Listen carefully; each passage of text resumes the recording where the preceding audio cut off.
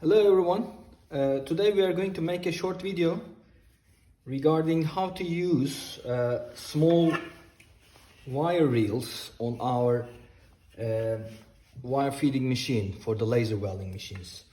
So if you have a wire feeder, you will see that the reel holder is quite big, so it is designed for big reels.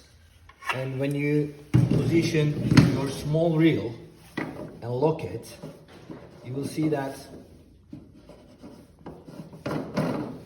it's going to move here and it will easily become loose.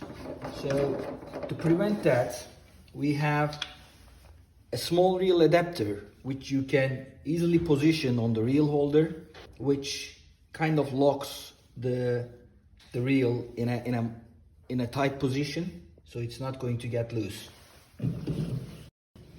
So you can easily purchase these reel adapter from SS Laser Solutions from our online website. So position the adapter first. Make sure the whole of the adapter sits on the pin of the reel holder, and same on the reel there is a hole, so position it on the adapter, then lock your reel.